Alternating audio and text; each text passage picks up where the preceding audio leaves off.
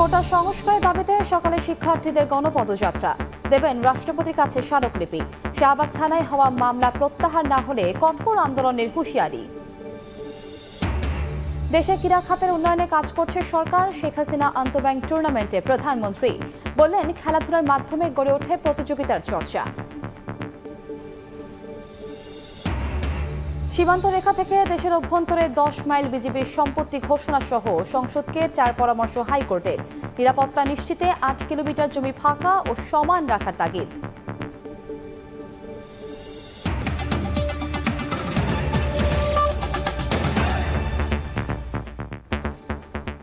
দেখছেন শিরোনাম।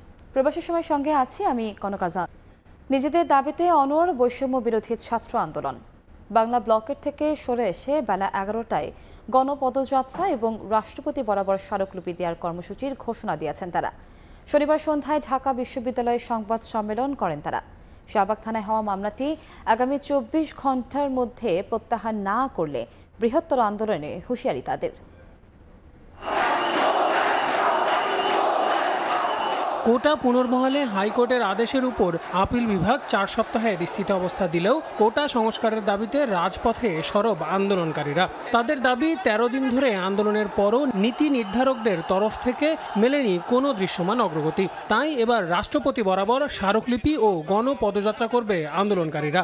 গণপদযাত্রা এবং রাষ্ট্রপতি বরাবর স্মারকলিপি প্রদান সকাল 11টায়। শনিবার বিকেলে ঢাকা বিশ্ববিদ্যালয় কেন্দ্রীয় লাইব্রেরির সামনে সংবাদ সম্মেলনে নতুন কর্মসূচি ঘোষণা করে বৈষম্য বিরোধী ছাত্র আন্দোলন। এ সময় শাহবাগ থানায় হওয়া মামলার বিরুদ্ধে নিন্দা জানিয়ে 24 ঘণ্টার মধ্যে তা প্রত্যাহারের দাবি জানান সংগঠনের সমন্বয়কারীরা। ছাত্র সমাজকে এই ধরনের মামলা হামলা দিয়ে কোনো ধরনের ভয় দেখিয়ে লাভ হবে না।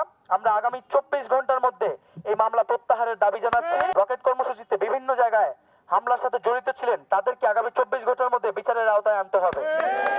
এদিকে আন্দোলনে জনদুর্ভোগের পুরো দায় সরকারের বলে স্পষ্ট হয়েছে উল্লেখ করে আন্দোলনকারীরা বলেন, শিক্ষার্থীরা পড়ার টেবিলে ফিরতে চায়, সরকার চাইলেই সমাধান সম্ভব। এর দায় পুরোপুরি নির্ভর করে সরকারের উপরে। কারণ সরকার যদি এই যৌক্তিক দাবি মেনে নিয়ে কোটার যৌক্তিক সংস্কার করে সংসদে আইন পাস করে জরুরি অধিবেশন ডেকে, তাহলে কিন্তু আমাদের রাজপথে যেতে হয় না। এছাড়াও ক্ষুদ্র নৃগোষ্ঠী, প্রতিবন্ধী ও মুক্তিযোদ্ধাদের সন্তানদের জন্য কোটা নিয়ে আন্দোলনকারীদের কোনো সমস্যা নেই। তবে তার জন্য 5%কেই যৌক্তিক বলে মনে করেন তারা। আমরা মুক্তিযোদ্ধা কোটার বিরোধী না। আল আমিন তুষার, সময় সংবাদ, ঢাকা।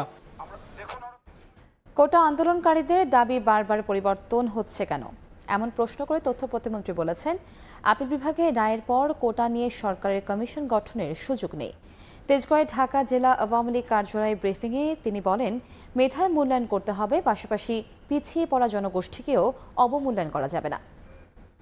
আন্দোলনকারীদের পক্ষ থেকে দফায় দফায় তাদের দাবি পরিবর্তন করা হচ্ছে। হাইকোর্ট বিভাগের আদেশের বিরুদ্ধে সরকার পক্ষ যখন সর্বোচ্চ আদালতে আইনি লড়াই করছে, সে অবস্থায় কমিশন গঠন করে তার কোটা ব্যবস্থা সংস্কার বা সংস্কার করার ঘোষণা দেওয়ার কোনো সুযোগ নেই, যেটা অসাংবিধানিক হবে। কিন্তু তারা সে অসাংবিধানিক দাবি করা শুরু করলো। সরকার যখন আদালতে আইনি প্রক্রিয়ার মাধ্যমে মীমাংসার পথে এগোচ্ছে, তখন আন্দোলনকারীরা আবার তাদের দাবি পরিবর্তন করে বলা শুরু করলো, বিচার বিভাগ নয়, নির্বাহী বিভাগের মাধ্যমে সমাধান চাই। অথচ সর্বোচ্চ আদালতের প্রক্রিয়া পুরোপুরি সমাপ্ত না করে সরকার এই বিষয়ে কোনো কিছুই করতে পারবে না, এটা আমরা সবাই জানি। এখন তারা দাবি করছে যে সংসদ বা আইনসভাকে আইন করতে হবে। প্রথমে আদালতের কাছে দাবি, তারপরে নির্বাহী বিভাগের কাছে দাবি, তারপর এখন হচ্ছে সংসদের কাছে দাবি। আমাদের প্রশ্ন হচ্ছে যে আন্দোলনকারীদের দাবি বারবার পরিবর্তন হচ্ছে কেন? এতে প্রমাণিত হয় তার আদৌ পুরো বিষয় নিয়ে ভালোভাবে জ্ঞাত নন।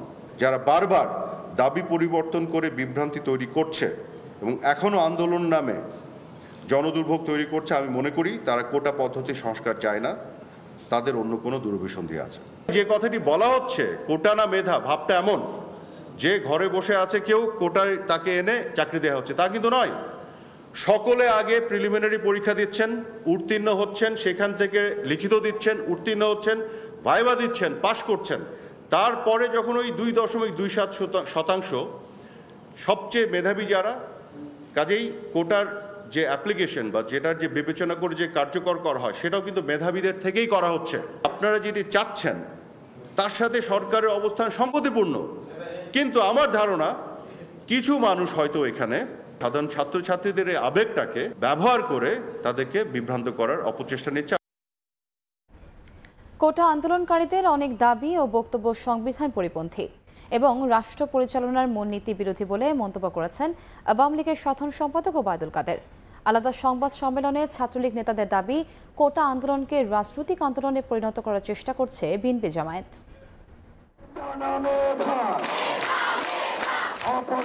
চলছে কোটা সংস্কার আন্দোলন। বিভিন্ন সংগঠনের জবাব আর পাল্টা জবাবে উত্তপ্ত দেশ। বেশ কয়েকদিন পার হলেও সুরাহা মেলেনি এখনো। কোটা আন্দোলনকে রাজনৈতিক আন্দোলনে পরিণত করার চেষ্টা করছে বিএনপি জামায়াত বলে দাবি করেছে কেন্দ্রীয় ছাত্রলীগ সভাপতি সাদ্দাম হোসেন। কোটা ইস্যু নিয়ে ছাত্রদের মতামত নিতে ছাত্রলীগের পলিসি, অ্যাডভোকেসি ও ডোর টু ডোর ক্যাম্পেইন সম্পর্কে আয়োজিত সংবাদ সম্মেলনে কথা বলেন তিনি। কোটা ইস্যুর সমস্যার সমাধান করা আসলে তাদের মৌলিক উদ্দেশ্য নেই, যে কারণে কিন্তু আন্দোলনকারীরা চাকরির টেবিলে ফিরে যেতে হবে, পড়াশোনা করতে হবে, বাবা মায়ের স্বপ্ন পূরণ করতে হবে, এটি কিন্তু তাদের মূল লক্ষ্য নয়। তাদের মূল লক্ষ্য হচ্ছে রাজনৈতিক এজেন্ডা বাস্তবায়ন করা এবং এই সাধারণ শিক্ষার্থীদের আবেগকে ব্যবহার করে বিএনপি জামায়াত যে ষড়যন্ত্রমূলক রাজনীতি বাস্তবায়ন করতে চায় সেটিকে সামনের দিকে অগ্রসর করাই হচ্ছে এই প্রফেশনাল আন্দোলনকারীদের মূল উদ্দেশ্য। এদিকে শনিবার সকালে ধানমন্ডির সভাপতির রাজনৈতিক কার্যালয়ে এক বৈঠক শেষে আওয়ামী লীগ সাধারণ সম্পাদক ওবায়দুল কাদের বলেন, এশিয়ার অন্য দেশের তুলনায় বাংলাদেশে কোটা কম। বর্তমান বাস্তবতায় কোটার প্রয়োজনীয়তা রয়েছে। দেশকে অস্থিতিশীল করতে একটি মহল আন্দোলনকে ব্যবহার করছে বলেও অভিযোগ তার। কোটা বিরোধী আন্দোলনকারীদের দাবি ও অনেক বক্তব্য আমাদের সংবিধানের রাষ্ট্র পরিচালনার মূলনীতি বিরোধী। আমাদের আর্থসামাজিক বাস্তবতায় কোটার প্রয়োজনীয়তা রয়েছে। শিক্ষার্থীদের আবেগকে পুঁজি করে একটি কুচক্রী মহল রাষ্ট্রকে অস্থির করার ষড়যন্ত্র করছে। শিক্ষক আন্দোলনের বিষয়ে আওয়ামী লীগ সাধারণ সম্পাদক বলেন, পেনশন স্কিম 2024 নয় 2025 জুলাই থেকে কার্যকর হবে। ভুল বোঝাবুঝির অবসান হয়েছে জানিয়ে শিক্ষকদের কর্মসূচি প্রত্যাহারের আহ্বান জানান তিনি। সকালে বাংলাদেশ। ধ্রুব ব্যানার্জি, সময় সংবাদ, ঢাকা। এদিকে কোটা সংস্কার আন্দোলনে বিএনপিকে জড়িয়ে সরকার ভিন্ন খাতে নেওয়ার চেষ্টা করছে বলে মন্তব্য করেছেন দলটির স্থায়ী কমিটির সদস্য মির্জা আব্বাস। কোটা আন্দোলনের বিরুদ্ধে অবস্থান নিয়ে আওয়ামী লীগ রাজনৈতিক সুবিধা নিচ্ছে বলে দাবি করেছেন আমির খসরু মাহমুদ চৌধুরী। সদ্য ঘোষিত বিএনপির ঢাকার 2 মহানগরের কমিটির নেতাদের নিয়ে শনিবার সকালে দলের প্রতিষ্ঠাতা জিয়াউর রহমানের সমাধিতে ফুল দিয়ে শ্রদ্ধা নিবেদন করেন বিএনপির স্থায়ী কমিটির সদস্য মির্জা আব্বাস। পরে গণমাধ্যমে কথা বলেন তিনি। কোটা প্রসঙ্গে আব্বাস দাবি করেন, আন্দোলন ধামাচাপা দিতে ষড়যন্ত্র করছে সরকার। তারা বিএনপিকে জড়িয়ে ফায়দা নেয়ার চক্রান্ত করছে। এই কোটা সংস্কার আন্দোলন যারা করছে তাদের দাবি দেওয়া ন্যায্য, সুতরাং বিএনপি এর সঙ্গে আছে এই কথা বলে আসল বিষয়টাকে ধামাচাপা দেওয়ার চেষ্টা করার কোনো প্রয়োজন আছে বলে আমি মনে করি না। এটা তাদের একটা অপপ্রয়াস, অপকৌশল এই আন্দোলনকে অন্যদিকে ধাবিত করার জন্য। এই আন্দোলনের ফাঁক দিয়ে আবার অন্য কোনো অপকর্ম তারা করছে কিনা, এই দেশের বিরুদ্ধে কোনো ষড়যন্ত্র করছে কিনা, এটা আমরা ভয় পাচ্ছি। এদিকে দলের আন্দোলনের করণীয় ঠিক করতে বিকেলে গণ অধিকার পরিষদের নেতাদের সঙ্গে গুলশানে বৈঠক করেন স্থায়ী কমিটির আরেক সদস্য আমির খসরু মাহমুদ চৌধুরী। পরে তিনি বলেন, কোটা সংস্কার আন্দোলনে শিক্ষার্থীদের বিরুদ্ধে অবস্থান নিয়েছে সরকার। শিক্ষার্থীদের বিরুদ্ধে মামলার নিন্দাও জানান খসরু। তাদের একটা বড় স্বার্থ এখানে জড়িত আছে। এই যে কোটা বাতিলের আন্দোলনে তারা প্রতিপক্ষ হিসাবে কেন দাঁড়াচ্ছে, তাদের দলীয় বিবেচনায় এই পদগুলো তারা পূরণ করেছে। তারা কোটা ব্যবস্থার পক্ষে থাকবে দেখে বাংলাদেশের চাকরি তো তাদের সেই দখল তারা রাখতে হলে কোটা ব্যবস্থায় যে ব্যবস্থা তারা রেখেছে এই ব্যবস্থা তাদেরকে রাখতে হবে। এদিকে ঢাকা রিপোর্টার্স ইউনিটি মিলনায়তনে এক আলোচনা সভায় বিএনপির ভাইস চেয়ারম্যান বীর মুক্তিযোদ্ধা অবসরপ্রাপ্ত মেজর হাফিজউদ্দিন আহমেদ বীর বিক্রম বলেন, মুক্তিযোদ্ধা কোটা 5% রেখে অন্যান্য কোটাও সংস্কার হওয়া দরকার। এই কোটা আন্দোলনে সাদিকুর রহমান, সময় সংবাদ, ঢাকা। কোটা বিরোধী আন্দোলনে অনুপ্রবেশকারী ঢুকে পড়েছে বলে জানিয়েছেন ঢাকা মহানগর গোয়েন্দা পুলিশের অতিরিক্ত কমিশনার হারুনুর রশিদ। কেউ যদি আদালতের আদেশ না মেনে আন্দোলনের নামে জানমালের ক্ষতি করে তাহলে আইনশৃঙ্খলা বাহিনী ব্যবস্থা নেবে বলেও জানান তিনি।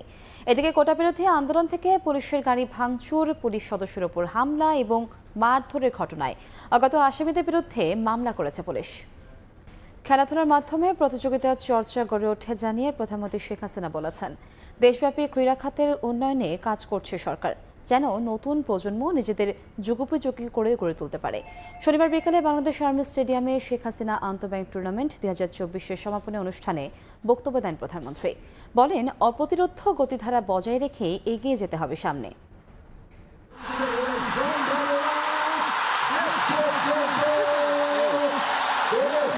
নির্ধারিত সময় ধরে চলল টান টান উত্তেজনা, পায়ে পায়ে নৈপুণ্যতা ছড়িয়ে অবশেষে ইসলামী ব্যাংক পিএলসির কাছে 2 গোল হজম করতেই হলো স্ট্যান্ডার্ড ব্যাংক পিএলসিকে। গেল 27 এপ্রিল শুরু হওয়া শেখ হাসিনা আন্তঃব্যাংক ফুটবল টুর্নামেন্ট 2024-এর গ্র্যান্ড ফাইনাল উপলক্ষে শনিবার বিকেলে বাংলাদেশ আর্মি স্টেডিয়ামে যান প্রধানমন্ত্রী Sheikh Hasina. Bangladesh association of banks BABর আয়োজনে দ্বিতীয়বার এই টুর্নামেন্টে অংশ নেয় 31টি ব্যাংক দল। সবশেষ ফাইনাল ম্যাচে 2-0 গোলে পর্দা নামে এই টুর্নামেন্টটির। পরে 31টি ব্যাংকের খেলোয়াড় মার্চ পাস্ট করে সালাম জানায় প্রধানমন্ত্রীকে। এরপর টুর্নামেন্টে চ্যাম্পিয়ন দলের হাতে পুরস্কার তুলে দেন সরকার প্রধান। প্রধানমন্ত্রী বলেন, এমন আয়োজনের মাধ্যমে ভালো খেলোয়াড় তৈরির পথ সুগম হয়, চর্চা হয় প্রতিযোগিতায় টিকে থাকার। এই যে প্রতিযোগিতামূলক মনোভাব গড়ে উঠবে, নিজেকে আরও উন্নত করবার একটা চেতনা জাগ্রত হবে, সেই সাথে নিজের যে একটা জ্ঞান, নিজের মেধা, মনন সেটাকেও একটা প্রকাশ করবার সুযোগ পাবে সবাই। সেই জন্যই খেলার উপরে আমরা বেশি গুরুত্ব দিই। আমি অবশ্য প্রতিদিনই সেই সকালে নামাজ পড়ে বসে কিছুক্ষণ খেলা দেখি যখন সময় পাই। এখানে আসার আগেও একটু খেলা দেখে এসেছি। এমন চর্চার পরিবেশ ধরে রাখতে পারলে বৈশ্বিক ক্রীড়ার মাঠেও ভালো দিন আসবে দেশের, আশা সরকার প্রধানের। এই খেলাধুলার মধ্যে থেকে এক সময় আমাদের উপযুক্ত খেলোয়াড় গড়ে উঠবে। আমরা আন্তর্জাতিক পর্যায়েও খেলাধুলা করে কোনোদিন হয়তো ফুটবল আমরা চ্যাম্পিয়নও হয়ে যেতে পারি। বাংলাদেশ অপ্রতিরোধ গতিতে বিশ্ব দরবারে এগিয়ে যাবে উন্নত, সমৃদ্ধ, স্মার্ট বাংলাদেশ হিসেবে। বঙ্গবন্ধু পরিবারের সদস্য হয়ে তিনি নিজেও ফুটবল প্রেমী উল্লেখ করে উপস্থিত খেলোয়াড়, ব্যাংক কর্মকর্তাদের সঙ্গে খানিকটা রসিকতাও করেন সরকার প্রধান। আমার দাদা তিনিও ফুটবল প্লেয়ার ছিলেন।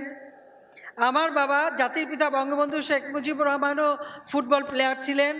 আমার ভাই শেখ কামাল, জামাল তারাও ফুটবল খেলতো। এখন আমাদের নাতি নাতনিরাও ফুটবলই খেলে। দেবাশিস রায়, সময় সংবাদ, ঢাকা। বাংলাদেশে দেশের সীমান্ত নিরাপত্তা কার্যকরভাবে রক্ষা, সীমান্ত অপরাধ শূন্যের কোটায় নামিয়ে আনা সহ রাজস্ব ফাঁকি রোধে সীমান্ত রেখা থেকে দেশের অভ্যন্তরে 10 মাইল বিজিবির সম্পত্তি ঘোষণা সহ জাতীয় সংসদকে 4টি পরামর্শ দিয়েছেন হাইকোর্ট। এগুলোর মধ্যে সীমান্ত থেকে 8 কিলোমিটার জমি ফাঁকা ও সমান রাখার পরামর্শ রয়েছে। ভারতীয় শাড়ি জব্দের এক মামলার রায়ে পরামর্শ দিয়েছেন উচ্চ আদালত। 37 বছর আগের ঘটনা। 1987 সালে যশোরের ঝুমঝুমপুরে তৎকালীন বিডিআর ক্যাম্পের কয়েকজন সদস্য চোরাচালান বিরোধী অভিযানে বের হয়। সে সময় জেলার চাচড়ারায় গ্রামের জাকির হোসেনের বাড়িতে 15টি ভারতীয় শাড়ি জব্দ করে তারা। ওই ঘটনায় বিশেষ ক্ষমতা আইনে জাকিরের বিরুদ্ধে একটি মামলা হয়। মামলার চূড়ান্ত শুনানি শেষে জাকির হোসেনকে 3 বছরের সশ্রম কারাদণ্ড দেন আদালত। আসামি জাকির হোসেনের দাবি, ওই দিন তার বাড়ি থেকে কোনো ভারতীয় শাড়ি জব্দ করা হয়নি। হয়রানি করতেই এই মামলা করার দাবি করে খালাস চেয়ে হাইকোর্টে আপিল করেন তিনি। চূড়ান্ত শুনানি শেষে জাকিরকে খালাস দেন উচ্চ আদালত। এই মামলার রায়ে উঠে এসেছে দেশের সীমান্তের কার্যকরী নিরাপত্তা, চোরাচালান ও রাজস্ব ফাঁকি রোধে হাইকোর্টের 4 দফা সুপারিশ। জাতীয় সংসদকে দেয়া এই সুপারিশে সীমান্তের শূন্যরেখা থেকে বাংলাদেশের অভ্যন্তরে 10 মাইল পর্যন্ত বিজিবির সম্পত্তি ঘোষণা সহ ক্ষতিগ্রস্ত সম্পত্তি মালিকদেরকে খাস জমি থেকে বরাদ্দ দেওয়ার কথা বলা হয়। এছাড়াও সীমান্ত লাইন থেকে 8 কিলোমিটার ভূমি সম্পূর্ণ ফাঁকা রাখা এবং 8 থেকে 10 কিলোমিটার পর্যন্ত বিজিবির প্রশিক্ষণ সহ যাবতীয় কর্মকাণ্ডের জন্য সংরক্ষিত রাখতে পরামর্শ দেওয়া হয়। উচ্চ আদালতের এই পরামর্শ সংক্রান্ত রায়ের অনুলিপি বিজিবি, স্বরাষ্ট্র সচিব, সব সংসদ সদস্য ও অধস্তন আদালতের সকল বিচারককে ইমেইলে পাঠাতে হাইকোর্টের রেজিস্ট্রার জেনারেলকে নির্দেশ দেওয়া হয়েছে। যদিও হাইকোর্টের রায় সম্পর্কে রাষ্ট্রপক্ষের কোনো প্রতিক্রিয়া এখনও পাওয়া যায়নি। সাদিকুর রহমান, সময় সংবাদ, ঢাকা। বৃষ্টির একদিন পেরোলেও পানির নিচে বকশীবাজার, বুয়েট ক্যাম্পাস সহ রাজধানীর কিছু এলাকা। সিটি কর্পোরেশন কয়েকশো কোটি টাকা খরচ করার পরও বর্ষায় এমন অবস্থায় ক্ষুব্ধ নগরবাসী। এমন পরিণতির জন্য নগর কর্তৃপক্ষ নাগরিকদের অসচেতনতাকে দুষলেও বিশেষজ্ঞরা বলছেন ভিন্ন কথা। রাশেদ বাপ্পির রিপোর্ট।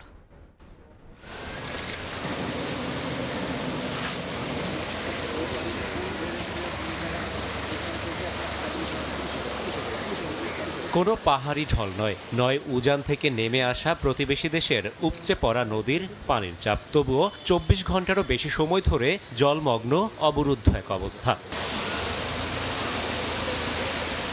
রাজধানী ঢাকা ভালোবেসে ডাকা হয় তিলোত্তমা নগরী, যে নগরীর আছে 400 বছরের সমৃদ্ধ ইতিহাস ঐতিহ্য। সেই নগরী কিনা ভেসে গেল মাত্র 3 থেকে 4 ঘন্টার বৃষ্টিতে। এ কেমন বৃষ্টি? এমন বৃষ্টি কি বিশ্বে বিরল? এ কেমন ড্রেনেজ ব্যবস্থা? শুক্রবারের 3 থেকে 4 ঘন্টার বৃষ্টির বোঝা কাঁধে নিয়ে দাঁড়িয়ে থাকা এই এলাকাটি বাংলাদেশ প্রকৌশল বিশ্ববিদ্যালয় বুয়েট ক্যাম্পাস। শিক্ষার্থীদের হল, কর্মকর্তা কর্মচারী, শিক্ষকদের বাসাবাড়ি কোথাও বাদ যায়নি জমে থাকা পানি থেকে। প্রতিটি বিল্ডিং এর নিচতলা জলমগ্ন। কেউ হাত দিয়ে পানি নিষ্কাশনে ব্যস্ত, আবার কেউ লাগিয়েছেন পাম্প। বাসিন্দাদের দাবি, বছরের পর বছর বর্ষা মৌসুমে এমন করুণ পরিণতির শিকার হতে হয় তাদের। কখন থেকে চলছে আপনাদের এই কাজ? গতকাল সকাল 9টা থেকে। এখনো পানি কমেনি? এখনো পানি কমেনি। সকাল 10টা থেকে আমরা শুরু করছি মানে পানি হেসা, আর সারা রাত আমরা রাত 3টার সময় একটু চোখ বুঝছি, কিন্তু সকালে উঠে দেখি আবার হাঁটু সমান পানি। আমার ফ্রিজ, আসবাবপত্র যা আছে সব ডুবে গেছে। আমরা বাথরুম করতে পারি না, খাওয়া দাওয়া, রান্না বান্না করতে পারি না, চুলার পানি নিচে চলে গেছে।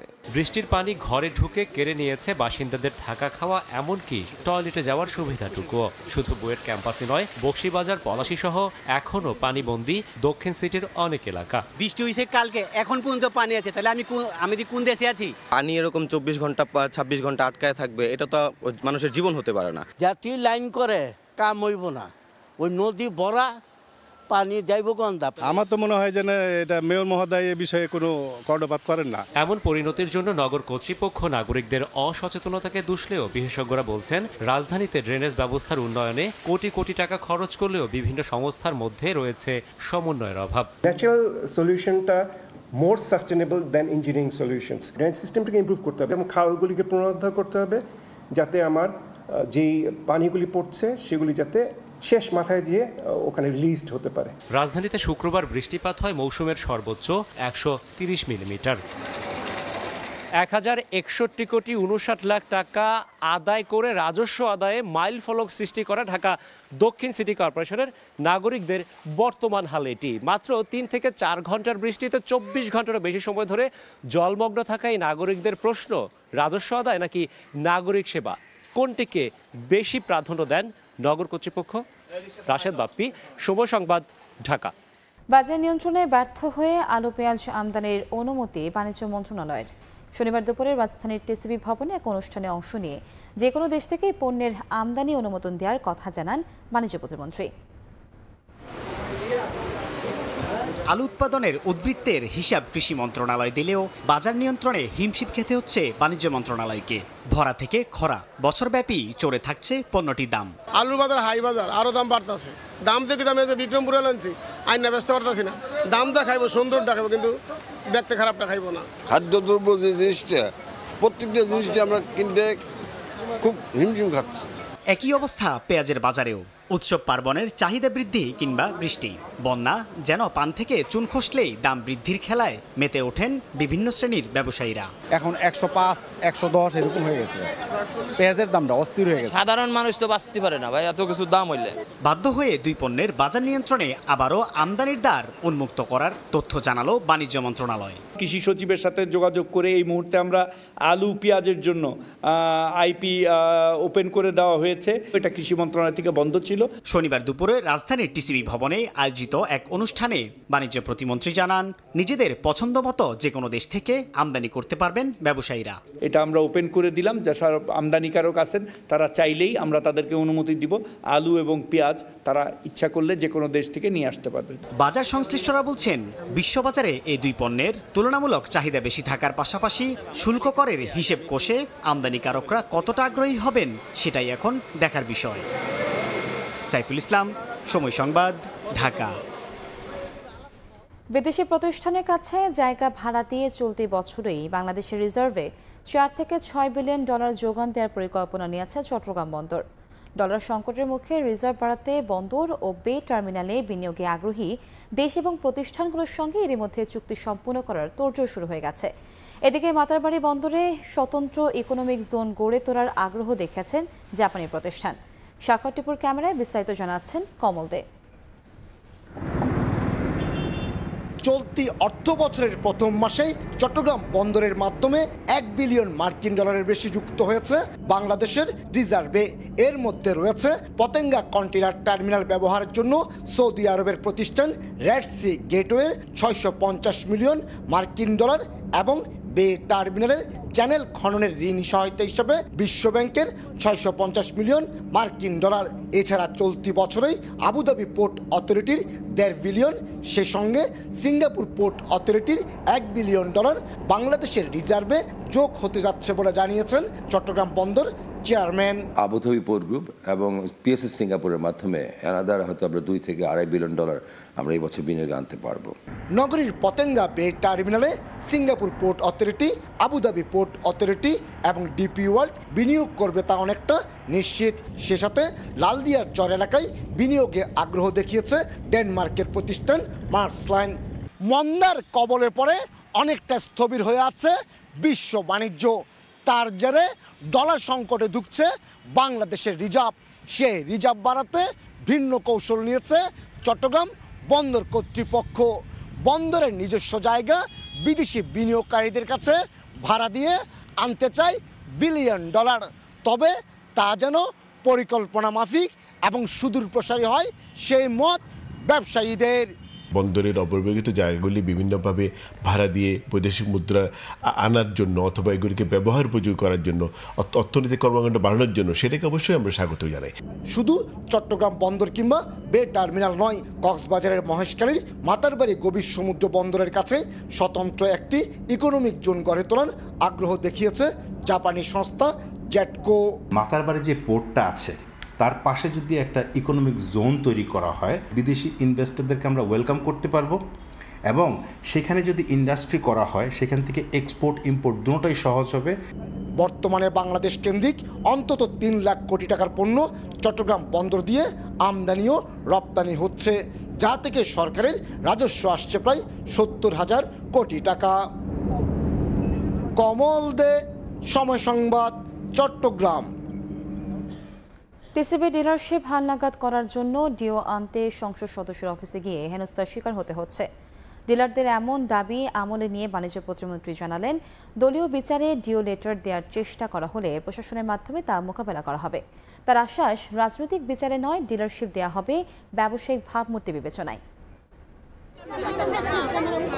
ভর্তুকি মূল্যে বছরব্যাপী পণ্য বিক্রি করে স্বল্প আয়ের মানুষকে যে স্বস্তি দেয় টিসিবি, তা সুবিধাভোগীর কাছে পৌঁছে দিতে সারা দেশে কাজ করে সংস্থাটির 8,000 ডিলার। প্রতি 2 বছর পর পর হালনাগাদ করতে হয় তাদের ডিলারশিপ। এবারই এই কাজে বাধ্যতামূলক করা হয়েছে স্থানীয় সংসদ সদস্যের ডিও লেটার। গত 3 জুলাই টিসিবি থেকে এমন নির্দেশনা দেওয়ার পর থেকেই এই ছাড়পত্র দিতে দলীয় কর্মীদের অগ্রাধিকার দেয়া হচ্ছে বলে অভিযোগ তুলে বর্তমান ডিলাররা। আমরা তো এমপির কাছে গিয়েছিলাম, ওনারা বলছে ওনারা দলীয় লোকদেরকে দিবে, আমাদেরকে দিবে না। আমরা কি অপরাধ করছি? টিসিবির কর্তৃক বিভিন্ন পরীক্ষা নিরীক্ষা করে তদন্ত ক্রমে, অনুমোদন ক্রমে আমরা ডিলার। এখন আমাদের যদি কোনো অভিযোগ থাকে তবে আমাকে বাতিল করতে পারবে। পুঙ্খানুপুঙ্খানুভাবে ইমানি দায়িত্ব নিয়ে পালন করতেছি। তাদের দাবি, বর্তমান বিবেচনায় প্রত্যেক ডিলারকে যেন কমপক্ষে 1,000 জন সুবিধাভোগীর পণ্য বিক্রি করার দায়িত্ব দেওয়া হয়। রাজনৈতিক ঘেরা করে ফেলে আমাদেরকে বাতিল করা যাবে না। আর 2 নম্বর হচ্ছে, যারা ডিলার সারা বাংলাদেশে আছেন তাদেরকে ন্যূনতম 1000 কার্ডের পণ্য দিতে হবে। কয়েকদিন ধরেই ক্ষুব্ধ ডিলাররা অবশেষে শনিবার দুপুরে পান বাণিজ্য প্রতিমন্ত্রীর নাগাল। ডিলারদের অভিযোগ ও দাবি শুনে বাণিজ্য প্রতিমন্ত্রীও আশ্বাস করে বলেন, কোনোভাবেই দলীয়করণ করা হবে না টিসিবির ডিলারশিপে। কেউ যদি অন্যায্যভাবে ক্ষতিগ্রস্ত হয়, টিসিবি লাইসেন্স দিছে, আপনারা দিয়েন, আমি ওই লোকাল প্রশাসনের সাথে কথা বলব। যদি কেউ অন্যায় করে সেই ব্যাপারে লাস্ট সেটা চেয়ারম্যানের থাকবে, আমরা দেখব। ডিলারশিপ হালনাগাদ করতে গিয়ে সৃষ্ট এমন বিতর্কে সত্যিকার সুবিধার দাবিদার যেন বঞ্চিত না হয় নজরে রাখার পরামর্শ সংশ্লিষ্টদের। সাইফুল ইসলাম, সময় সংবাদ, ঢাকা। এক মাসও হয়নি ভারতের লোকসভা নির্বাচনের। এর মধ্যে দেশটির 7 রাজ্যের 13টি বিধানসভার উপনির্বাচনে বিজেপিকে কার্যত গোহারা হারালো ইন্ডিয়া জোট। পশ্চিমবঙ্গের 4টি আসনের সবকটিতেই জয় পেয়েছে কংগ্রেস। কলকাতা থেকে সুব্রত আচার্যের রিপোর্ট।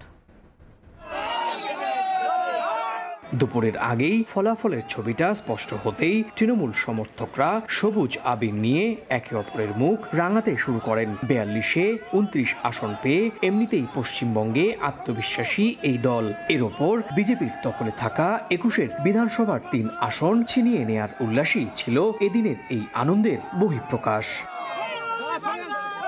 রায়গঞ্জ, বাগদা, রানাঘাট গেরুয়া শিবিরকে কার্যত গোহার হারিয়ে মমতার জয় জয়কার। আর নিজেদের দখলে থাকা কলকাতার মানিকতলা আসনেও জয়ের ব্যবধান বাড়ালো রাজ্যের শাসক দল। সব মিলিয়ে লোকসভার পর পশ্চিমবঙ্গে বিধানসভার উপনির্বাচনেও বিজেপির ধরাশায়ী অবস্থা। এদিন একইভাবে হিমাচল প্রদেশ, উত্তরাখণ্ড, বিহার, পাঞ্জাব, মধ্যপ্রদেশ এবং তামিলনাড়ুর 9টি বিধানসভা আসনের উপনির্বাচনের ফল প্রকাশ করা হয়। 3টি আসন ছাড়া 10টি আসনে বিজেপি বিরোধী শিবির এগিয়ে রয়েছে। এর মধ্যে পশ্চিমবঙ্গের 4টি আসনের ফল চূড়ান্ত ঘোষণা করেছে কমিশন। সেখানে 4টিতেই জয়ী তৃণমূল।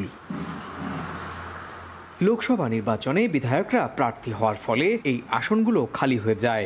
আর সেই আসনগুলোতেই 10 জুলাই উপনির্বাচনের ভোট গ্রহণ অনুষ্ঠিত হয়। নির্বাচনের ফল নিয়ে আনুষ্ঠানিকভাবে বিজেপি কোনো প্রতিক্রিয়া না জানালেও খুশি বিরোধী শিবির। আগামীতে বিজেপিকে আরও প্রবল প্রতিদ্বন্দ্বিতার মুখোমুখি হতে হবে বলে মনে করছে ইন্ডিয়া জোট। সুব্রত আচার্য, সময় সংবাদ, ভারত। সাবেক মার্কিন প্রেসিডেন্ট ডোনাল্ড ট্রাম্পের ফেসবুক, ইনস্টাগ্রাম অ্যাকাউন্ট থেকে নিষেধাজ্ঞা তুলে নিল মেটা। শুধু তাই নয়, ট্রাম্পের নির্বাচনী প্রচারণায় বড় অঙ্কের অনুদান দেওয়ার ঘোষণা দিয়েছেন ধনকুবের ইলন মাস্ক। আর ভুলভাল মন্তব্য করে নিজ দলের সমালোচনা মুখে প্রতিদ্বন্দ্বী জো বাইডেন নির্বাচনী প্রচারণার $90 মিলিয়ন অনুদান আটকে দিয়েছেন তার অর্থদাতারা।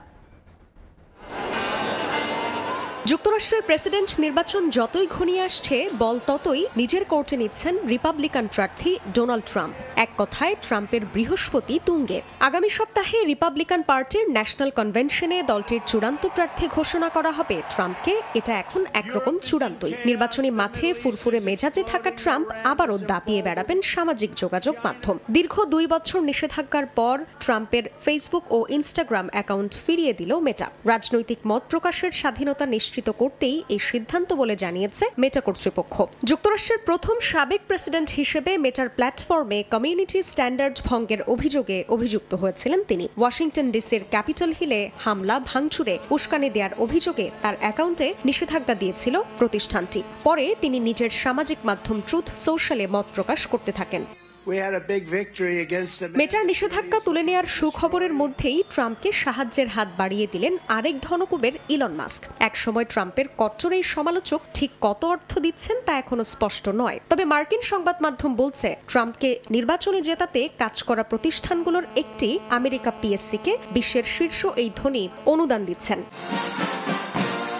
অন্যদিকে প্রতিদ্বন্দ্বী ডেমোক্রেটিক প্রার্থী জো বাইডেন সময়ের সঙ্গে সঙ্গে কোণঠাসা হয়ে পড়ছেন। নির্বাচনী দৌড় থেকে সরে দাঁড়ানোর চাপের মধ্যেই প্রচারণার জন্য $9 কোটি অনুদান আটকে দিয়েছেন অর্থদাতারা। নিউ ইয়র্ক টাইমসের প্রতিবেদন অনুযায়ী বাইডেনের কয়েকজন প্রধান অর্থদাতা জানিয়েছেন, যদি নির্বাচন থেকে সরে না দাঁড়ান তাহলে তার নির্বাচনী খরচ বহন করা ফিউচার ফরওয়ার্ড পিএসসিতে অনুদান স্থগিত রাখবেন তারা। জান্নাতুল সাদিয়া, সময় সংবাদ। প্রবাসীদের আরও সহজে সেবা দিতে হটলাইন চালু করেছে কুয়েতের বাংলাদেশ দূতাবাস। এখন থেকে বিভিন্ন সেবার তথ্য ফোন করে জানতে পারবেন প্রবাসীরা। দূতাবাসের এমন উদ্যোগকে স্বাগত জানিয়েছে বাংলাদেশিরা। কুয়েত থেকে মনসুমনের রিপোর্ট। প্রবাসীদের নানাবিধ সেবার পাশাপাশি বিভিন্ন সমস্যার সমাধানে কাজ করে থাকে দূতাবাস। তবে পর্যাপ্ত জনবলের অভাব সহ বিভিন্ন কারণে সেই সেবা পেতে হয়রানির শিকার হন প্রবাসীরা। তবে মান উন্নয়নে ও ভোগান্তি কমাতে প্রথমবারের মতো 24 ঘন্টার হটলাইন সেবা চালু করল কুয়েতের বাংলাদেশ দূতাবাস। এখন থেকে যে কোনো সময় ফোন করে বিভিন্ন সেবার তথ্য জানতে পারবেন প্রবাসীরা। দূতাবাসের এই উদ্যোগকে স্বাগত জানিয়েছেন কুয়েত প্রবাসীরা। তারা বলছেন, এর আগে যে কোনো বিষয়ে তথ্য জানতে দূতাবাসে যাওয়ার প্রয়োজন হলেও এখন সেই ভোগান্তি পোহাতে হবে না। মানুষ মারা গেলে বা পাসপোর্টের বিষয়ে বা কোনো কাজের জন্য গেলে মানে অ্যাম্বাসি যাইতে হইতো, তার এখন তা যাওয়া লাগবে না। হটলাইনের মাধ্যম থেকে আমরা ইনশাল্লাহ সব কিছু জানতে পারবো। উদ্যোগগুলো সঠিকভাবে বাস্তবায়িত হবে, যার মাধ্যমে কুয়েতে যে 2 থেকে 2.5 লক্ষ যে প্রবাসী আছে সকলে যেন উপকৃত হতে পারে। এক বিজ্ঞপ্তিতে দূতাবাসের পক্ষ থেকে বলা হয়, শ্রমিক সংক্রান্ত সমস্যা বিশেষ করে আকামা, বেতন, মরদেহ দেশে পাঠানো, ক্ষতিপূরণ সহ বাংলাদেশি নাগরিকদের ভিসা সত্যায়নের পাশাপাশি যে কোনো সেবার তথ্য পাওয়া যাবে এর মাধ্যমে। মঈন সুমন, সময় সংবাদ, Kuwait. Malaysia international trade and exhibition সেন্টারে 35তম আন্তর্জাতিক মেশিনারি মেলার শেষ দিন ছিল শনিবার। এবার অংশ নেয় বাংলাদেশ সহ 10টি দেশের অন্তত 780টি প্রতিষ্ঠান। এদিকে প্রথমবার অংশ নিয়ে বেশ সাড়া ফেলেছে বাংলাদেশি মেশিনারি যন্ত্রাংশ। মালয়েশিয়া থেকে মোহাম্মদ আব্দুল কাদেরের রিপোর্ট। মালয়েশিয়ার ইন্টারন্যাশনাল ট্রেড অ্যান্ড এক্সিবিশন সেন্টারে আয়োজিত হয়েছে 35তম আন্তর্জাতিক মেশিনারি মেলা। বৃহস্পতিবার থেকে শুরু হওয়া 3 দিনব্যাপী এই মেলায় অংশ নিয়েছে বাংলাদেশ সহ 10টি দেশের প্রায় 780টি প্রতিষ্ঠান। প্রথমবার অংশ নিয়ে বেশ সাড়া ফেলেছে বাংলাদেশি মেশিনারি যন্ত্রাংশ। মেলায় বাংলাদেশের বিভিন্ন কোম্পানির দেশীয় প্লাস্টিক পণ্য, তৈরি পোশাক, চামড়াজাত পাট ও খাদ্যপণ্য সহ বিভিন্ন পণ্য সামগ্রী প্রদর্শিত হচ্ছে। এছাড়াও লাইট ইঞ্জিনিয়ারিং শিল্প, প্যাকেজিং শিল্প, বাংলাদেশে ব্যবসা বিনিয়োগ সংক্রান্ত নানা ধরনের প্রকাশনা, পর্যটন ও বাংলাদেশে বিনিয়োগ সম্ভাবনা বিষয়ে প্রামাণ্যচিত্র প্রদর্শন করা হচ্ছে। এর মাধ্যমে নতুন পণ্যের বাজার সৃষ্টির সুযোগ তৈরি হবে বলে মনে করেন দেশটিতে নিযুক্ত বাংলাদেশের হাই কমিশনার। আমরা বাংলাদেশের বিভিন্ন প্রখ্যাত কোম্পানির প্রোডাক্টস আমরা এখানে রেখেছি এবং এগুলো যথেষ্ট আগ্রহের সৃষ্টি করেছে এবং বিদেশি ক্রেতাদের মাঝে যারা ইতিমধ্যে ভ্রমণ করেছেন। এবং আমি লক্ষ্য করছি যে বিদেশে আমাদের এই ধরনের প্রোডাক্টের যথেষ্ট চাহিদা আছে। মেলার শুরুর দিন থেকে বাংলাদেশি স্টলগুলোতে বিদেশি ব্যবসায়ী সহ দর্শনার্থীদের ভিড় ছিল চোখে পড়ার মতো। বাংলাদেশি পণ্য, বিশেষত প্লাস্টিক, লাইট ইঞ্জিনিয়ারিং শিল্প, তৈরি পোশাক ও পাটজাত পণ্য সম্পর্কে বিদেশিদের আগ্রহের কমতি ছিল না। বাংলাদেশ মালয়েশিয়ার দ্বিপাক্ষিক বাণিজ্য প্রায় 4 বিলিয়ন মার্কিন ডলারের। মালয়েশিয়া বাংলাদেশে বিশ্বের 8ম বৃহত্তম বিনিয়োগকারী দেশ। মোহাম্মদ আব্দুল কাদের, সময় সংবাদ, কুয়ালালামপুর, মালয়েশিয়া। ইতালিতে স্পন্সর ভিসা জালিয়াতির অভিযোগে 44 জনকে গ্রেফতার করেছে দেশের আইনশৃঙ্খলা বাহিনী। এর মধ্যে ইতালির নাগরিকের পাশাপাশি আছেন বাংলাদেশি সহ বেশ কয়েকজন এশীয় আফ্রিকান। অভিযানে দালালদের কাছ থেকে নগদ প্রায় 6 মিলিয়ন অবৈধ ইউরো জব্দ করা হয়েছে। অভিবাসন প্রত্যাশীদের সতর্ক হওয়ার পরামর্শ প্রবাসীদের। ইতালির প্রতিনিধি মাকসুদুর রহমানের তথ্যচিত্র রিপোর্ট। ইতালিতে স্পন্সর ভিসায় জালিয়াতি, মোটা অঙ্কের অর্থের বিনিময়ে তালিকার বাইরের অযোগ্য প্রার্থীরা পাচ্ছেন সুযোগ। সম্প্রতি ইউরোপীয় ইউনিয়নের সম্মেলনে এমন তথ্য দেন দেশটির খোদ প্রধানমন্ত্রী জর্জিয়া মেলোনি। জানান, এই প্রক্রিয়ায় জড়িতরা মানি লন্ডারিংয়েও জড়িত। প্রধানমন্ত্রীর এমন অভিযোগের পর নড়েচড়ে বসে দেশটির পুলিশ প্রশাসন ও গোয়েন্দারা। এরই পরিপ্রেক্ষিতে গত বুধবার রাত থেকে শুরু হয় অভিযান। অত্যন্ত গোপনীয় এই অভিযানে দেশটির বিভিন্ন স্থান থেকে গ্রেফতার করা হয় 44 জনকে। এর মধ্যে 13 জনকে কারাগারে, 24 জনকে গৃহবন্দী এবং 7 জনকে অধিকতর জিজ্ঞাসাবাদের জন্য পুলিশের হেফাজতে রাখা হয়। এমন সংবাদে খুশি ইতালি প্রবাসী বাংলাদেশিরা। যারা নুরুস্তা ভিসা জালিয়াতি করেছে তাদেরকে অ্যারেস্ট করেছে। আমরা ধন্যবাদ জানাই, কারণ আমাদের দেশের সাধারণ মানুষ এই জন্য অনেক ভুক্তভোগী। তদন্তে চাঞ্চল্যকর তথ্য পাওয়ার কথা জানিয়েছে ইতালির পুলিশ প্রশাসন ও প্রসিকিউটররা। নাপলির পাশে সালের্নোতে অস্তিত্বহীন ও ভুয়া তথ্যে বিপুল অর্থের বিনিময়ে প্রায় 2500 স্পন্সর ভিসা দেওয়া হয়েছে। চক্রের সঙ্গে সরকারি আমলারাও জড়িত বলে জানা গেছে। অভিযানে দালালদের কাছ থেকে নগদ প্রায় 6 মিলিয়ন অবৈধ ইউরো জব্দ করা হয়েছে। অভিযান আরও জোরদার করা হবে বলেও জানিয়েছে পুলিশ। গ্রেফতার 44 জনের মধ্যে বেশ কয়েকজন বাংলাদেশি রয়েছে বলে জানা গেছে। ইতালির স্পন্সর ভিসা জালিয়াতির প্রধান টার্গেট বাংলাদেশিরা। দালালের খপ্পরে পড়ে সর্বশান্ত হচ্ছেন অনেক অভিবাসন প্রত্যাশী। তাই অবৈধ লেনদেন ও দালাল চক্রের খপ্পরে না পড়ার পরামর্শ ইতালি প্রবাসী বাংলাদেশি কমিউনিটির। সময় সংবাদ, ইতালি। বাংলাদেশ থেকে ইউরোপের বিভিন্ন দেশে বৈধ অভিবাসনের পথ প্রশস্ত করার লক্ষ্যে বাংলাদেশ সরকারের প্রতি আহ্বান জানিয়েছেন অল ইউরোপিয়ান বাংলাদেশ অ্যাসোসিয়েশন আইবা। শনিবার ফ্রান্সের রাজধানী প্যারিসের অনুষ্ঠিত সংগঠনের কার্যনির্বাহী পরিষদের 23তম সভায় আহ্বান জানান সংগঠনের নেতারা। তারা বলেন, ইউরোপের বিভিন্ন দেশে শ্রমবাজার ধরতে বাংলাদেশ দূতাবাসগুলোকে কার্যকর করার পাশাপাশি ঢাকায় পররাষ্ট্র এবং প্রবাসী কল্যাণ ও বৈদেশিক কর্মসংস্থান মন্ত্রণালয়কে আরও সক্রিয় ভূমিকা রাখতে হবে। সভায় উপস্থিত ছিলেন আইবার মহাসচিব কাজী এনায়েতুল্লাহ, সহ সভাপতি আহমেদ ফিরোজ, ফখরুল আকম সেলিম সহ অন্য সদস্যরা।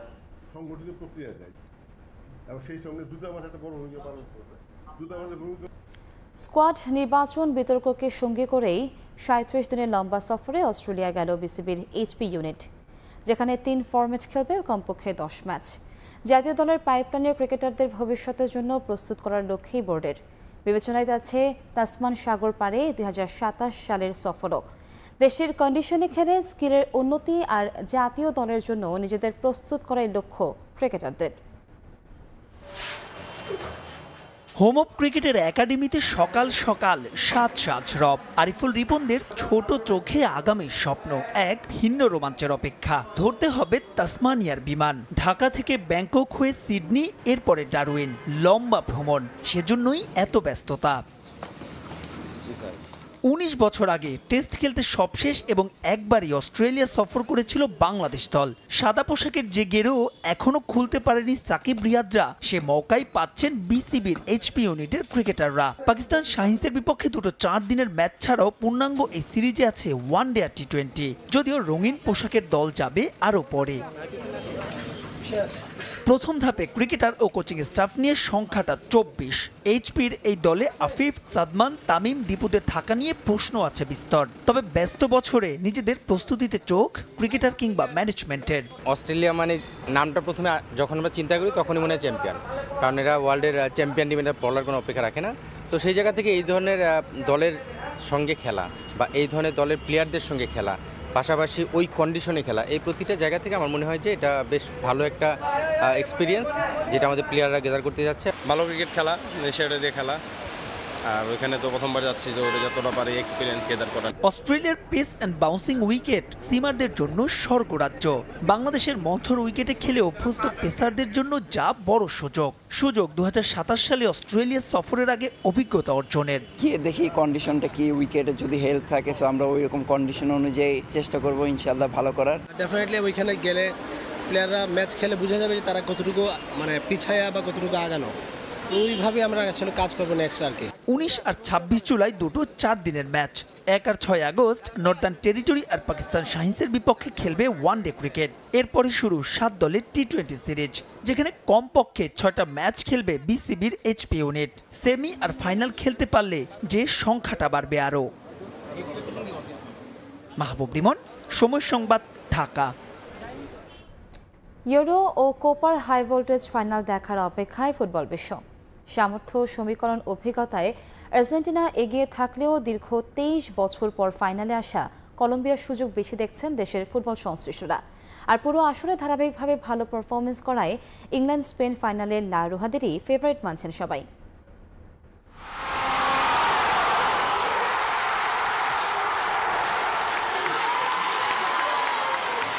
শুরু হয়ে গেছে কাউন্টডাউন।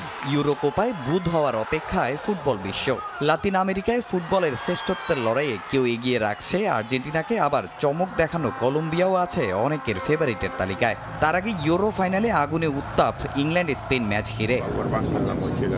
লম্বা রেস শেষে আবারও কোপার শিরোপা ধরে রাখার মঞ্চে আর্জেন্টিনা। শক্তি সমীকরণ, অভিজ্ঞতা সব দিক থেকেই এগিয়ে মেসিরা। তবে মাথায় রাখতে হবে প্রতিপক্ষ কলম্বিয়ার কথাও। আসরের অন্যতম শক্তিশালী দল উরুগুয়েকে হারিয়ে দীর্ঘ 23 বছর পর ফাইনালে এসেছে তারা। উৎসব চলছে দেশটিতে। মাঠে ফুটবলারদের পারফরমেন্স আর অ্যাপ্রোচও চোখে পড়ার মতো। আর্জেন্টিনা যদিও সবগুলো ম্যাচে ভালোভাবে খেলে জিতে বেরিয়েছে, বাট আমার কাছে মনে হইতেছে প্রতিটা জায়গায় কলম্বিয়ার প্লেয়াররা প্রচুর ফাস্ট, প্রচুর প্রেসিং এবং ইন্ডিভিজুয়াল স্কিল দিয়ে মনে করেন যে এগিয়ে আছে আর্জেন্টিনার থেকে। কোপা কাপে আসলে আর্জেন্টিনা প্রতি ম্যাচ জিততেছে, কলম্বিয়ার চান্স বেশি আমার কাছে মনে হয়। কলম্বিয়া, আমি ব্যক্তিগতভাবে আর্জেন্টিনার সাপোর্টার, বাট কলম্বিয়া আগায় রাখছে, ও চ্যাম্পিয়ন হওয়ার সম্ভাবনা বেশি।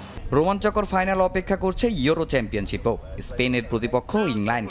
ম্যাচ মাঠে গড়ানোর আগে সেরা কে হবে তা নিয়ে চলছে কথার লড়াই। তবে খোদ ইংলিশটাই আস্থা রাখতে পারছে না থ্রিল্যান্ডের ওপর। বাংলাদেশের সাবেকরাও এগিয়ে রাখছেন স্পেনকে। স্পেন অনেক ভালো ফুটবল খেলেছে, আগের থেকে তারা অনেক উন্নতি করেছে, তাদের প্রসেসও খুব ভালো, পুরো আসরে তারা দুর্দান্ত খেলেছে। কিন্তু ইংল্যান্ড খুব একটা ভালো ফর্মে নেই, যদিও তাদের অনেক অভিজ্ঞ ফুটবলার আছে, তবে ম্যাচে স্পেনকেই এগিয়ে রাখছে। জাভিদের সময়ের পরে হয়তো আমরা স্পেন টিমকে এত শক্তিশালী করে দেখতে পাচ্ছি। আর পাশাপাশি আমি ইংল্যান্ডকে বলবো, আসলে এরা তো একটা লড়াকু দল, এরা যে কোনো সময় যে কোনো কিছু ঘটাতে পারে, এবং বলবো যে অভিজ্ঞতা এদের একটু বেশি মনে হচ্ছে আমার ইংল্যান্ড টিমকে। তারপরও আমি আমার পক্ষ থেকে আমি আসলে এবার ইউরোতে স্পেনকে একটু এগিয়ে রাখবো। একদিকে মেসি, ডি মারিয়া, ফার্নান্দেজরা তাদের রুখতে বদ্ধপরিকর কলম্বিয়ান দিয়াজ, হামেস রদ্রিগেজরা। আরেকদিকে বেলিংহ্যাম, কেইনদের ধরাশায়ী করতে সর্বোচ্চটা দিয়ে লড়াই চালাবে ইয়ামাল, দানি অলমোরা। এখন দেখার অপেক্ষায় শেষ হাসিটা হাসেন কারা। তামিম হোসেন, সময় সংবাদ, ঢাকা। কোপার ফাইনালের দিন নাগরিক ছুটি ঘোষণা করেছেন কলম্বিয়ান সরকার। বিশ্ব চ্যাম্পিয়ন আর্জেন্টিনাকে হারিয়ে নিজেদের দ্বিতীয় শিরোপা জয়ের উৎসবে যেন কোনো কমতি না হয়, তাই সিদ্ধান্ত প্রশাসনের, জানিয়েছেন কলম্বিয়ার প্রেসিডেন্ট গুস্তাভো পেট্রো। সরকারি প্রতিষ্ঠানকে তাদের কর্মচারীদের খেলা দেখার জন্য এই ছুটি মঞ্জুরের নির্দেশ দিয়েছেন প্রেসিডেন্ট। তবে বিপাকে পড়েছে বেসরকারি অফিসগুলো। তাদের বিষয়ে স্পষ্ট কোনো নির্দেশনা মেলেনি সরকারের পক্ষ থেকে।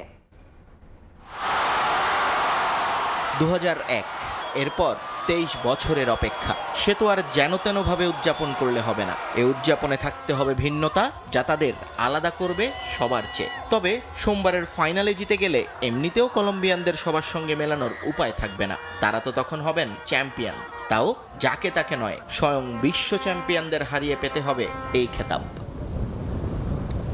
এই আনন্দ উৎসবে কোনো কমতি রাখতে চায় না কলম্বিয়ান সরকার। নিজেদের নাগরিকদের পূর্ণ স্বাধীনতা দিয়ে দিয়েছেন তারা। জাতিসংঘের শান্তি মিশনে নিজে যুক্তরাষ্ট্রে অবস্থান করলেও নাগরিকদের মনের ইচ্ছা বুঝতে দেরি করেননি ট্রাইকালার দেশের president Gustavo Petro. Colombia football দল আমাদের একতার প্রতীক। এখানে সংঘাত কিংবা মেরুকরণের কোনো জায়গা নেই। তারা যে পতাকার জন্য খেলবে সেটাই আমাদের মূল শক্তি। আমরা তাই আগামী সোমবার একসঙ্গে আমাদের জয় উদযাপন করব। আমি দিনটিকে নাগরিকদের জন্য সিভিক হলিডে ঘোষণা করছি। সকল সরকারি কার্যালয় থাকবে এই ছুটির আওতায়, তবে বেসরকারি অফিসগুলো পড়েছে দোটানায়। তাদের বিষয়ে পরিষ্কার কোনো নির্দেশনা না আসলেও ছুটি চান তারাও। সব প্রতিষ্ঠান এদিন তাদের কর্মচারীদের আনন্দে যোগ দেওয়ার সুযোগ করে দিবে। তবে বেসরকারি প্রতিষ্ঠানগুলোকে আমি বাধ্য করব না, যদিও আশা করব তারাও নিজেদের বঞ্চিত করবে না। বাংলাদেশ সময় সোমবার ভোর 6টায় মায়ামির হার্ড রক স্টেডিয়ামে আর্জেন্টিনার মুখোমুখি হবে কলম্বিয়া। নিয়ন মোহাইমিন, সময় সংবাদ। এই পর্যায়ে শীর্ষ সংবাদগুলো জানিয়ে দিচ্ছি আরেকবার। কোটা সংস্কারের দাবিতে সকালে শিক্ষার্থীদের গণপদযাত্রা, দেবেন রাষ্ট্রপতির কাছে স্মারকলিপি। শাহবাগ থানায় হওয়া মামলার প্রত্যাহার না হলে কঠোর আন্দোলনের হুঁশিয়ারি।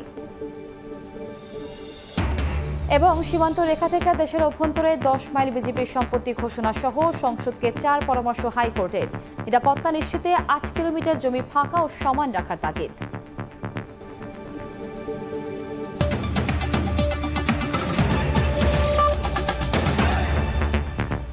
এই ছিল প্রবাসীর সময়। সঙ্গেই থাকুন সময়ের।